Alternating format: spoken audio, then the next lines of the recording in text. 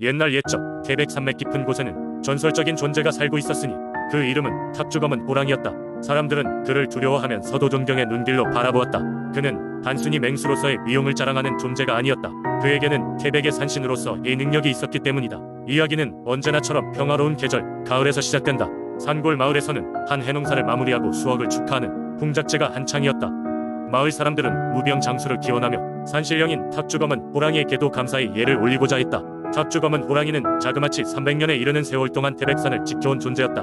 몸체는 거대하고 그 눈빛은 불길하게도 검붉었다고 한다. 전설에 따르면 그 호랑이는 자신이 원하는 순간에만 모습을 드러냈다. 평소에는 보이지 않게 숨어서 마을과 산을 조용히 지켜보곤 했다. 그 해의 풍작제는 조금 특별했다. 마을 사람들 사이에는 눈에 보이지 않는 불안감이 도사리고 있었다. 최근 들어 원인 모를 문제들이 마을을 잠식하고 있었던 것이다. 물이 점점 말라가고 바로 옆에 논에서 쌀의 품질이 떨어지기 시작했다. 마을 사람들은 이 일이 탑주검은 호랑이 의심기가 불편하여 발생한 일이라고 믿었다.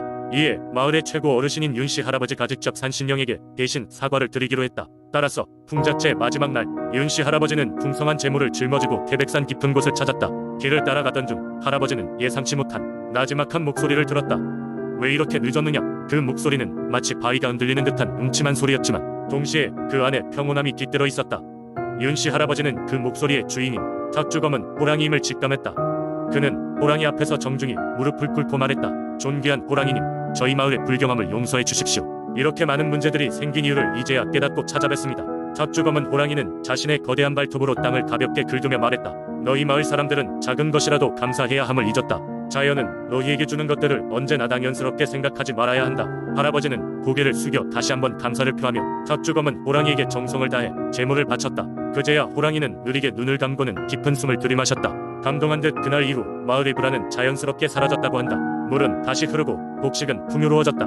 이후로도 마을 사람들은 어떤 일이 생기더라도 탑주검은 호랑이에게 감사의 의례를 잊지 않고 전했다. 그들은 자연과 산신령에게 감사하는 마음으로 자연을 아끼고 매년 풍작제를 성대히 치르게 되었다. 오늘날까지도 태백산은 그 전설의 호랑이가 마을 어딘가에서 여전히 지켜보고 있다고 전해진다. 사람들은 다시는 그를 두려워하지 않고 존경과 신뢰를 표하면서 태백산의 자연을 소중히 대하며 살아가고 있다. 두 번째 이야기. 옛날 옛적 보령의 작은 어촌 마을에는 바다를 수호하는 해만이라는 신이 살고 있었다고 전해진다.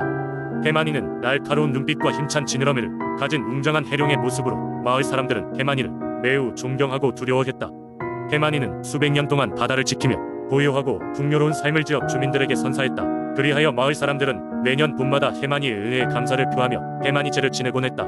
이 축제는 마을 전체가 하나가 되어 바다의 넉넉함을 기리며 해만이에게 감사의 기도를 올리는 중요한 행사였다. 전해지는 이야기에 따르면 하루는 보령 마을 근처에 거친 파도가 몰아쳤다. 바다는 전무후무한 분노를 토해냈고 하늘은 심각한 회색빛으로 물들었다. 마을 사람들은 이러한 재앙이 임박한 일은 바로 마을 안에 숨겨진 불화와 악이다. 해만이를 무하게 했기 때문이라 믿었다. 그리하여 마을의 어른들, 지혜로운 이들은 모여 마을 사람들을 불러 모아 바다에 진정한 애정을 담아 잘못을 빌자고 설득했다. 장로의 인도로 마을 사람들은 해변에 모여 거대한 모래성을 쌓았다. 모래성의 형태는 숭고한 해룡, 바로 해만이의 형상이었으며 모두가 함께 해만이에게 기도를 올리기 시작했다. 오, 위대한 해만이여, 저희의 실수를 용서하시고 저희에게 다시금 평화로운 바다를 허락하소서. 라는 간절한 기도가 바닷바람에 실려 울려 퍼졌다. 사람들은 차례로 자신의 잘못을 고백하며 해만이 앞에 용서를 구했다. 그 순간 하늘은 갑자기 개고 거친 파도는 신기하게도 잔잔해지기 시작했다. 바다는 검은 빛을 띠던 것이 마치 언제 그랬냐는 듯이 청명한 푸른 빛을 드러냈다.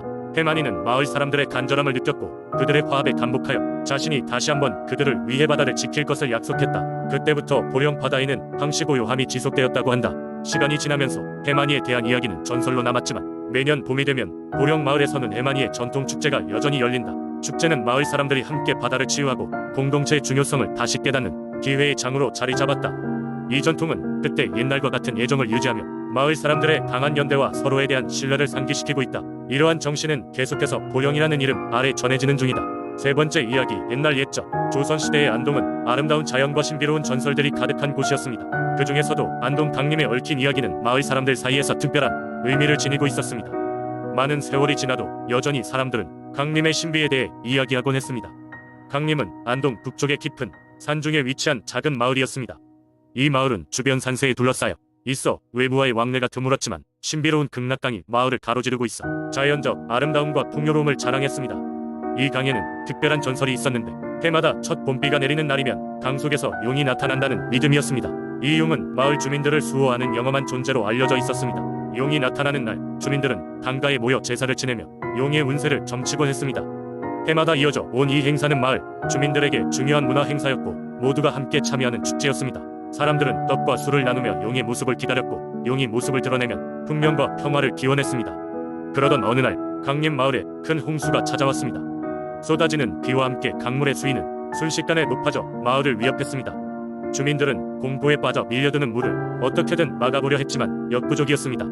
그때 어김없이 첫 봄비가 내리던 날 강물 속 용이 모습을 드러냈습니다. 용은 거대한 몸집을 흔들어 강의 흐름을 바꾸기 시작했고 얼마 지나지 않아 물은 차츰차츰 잦아들기 시작했습니다. 마을 사람들은 용의 도움으로 위기에서 벗어났고 이 일을 기점으로 용을 더욱 공경하게 되었습니다. 그 후 강림 마을에서 홍수 피해는 다시 없었고 해마다 용의 모습을 보는 날은 마을의 가장 큰 축제가 되었습니다. 사람들은 이 용을 강림천신이라 부르며 그 존재가 마을의 수호자로서 역할을 한다고 믿었습니다. 이러한 전설은 오늘날까지도 이어지고 있으며 사람들이 강림에 방문할 때마다 강림천신의 전설을 들으며 마을의 역사와 자연의 신비로움을 느끼곤 합니다.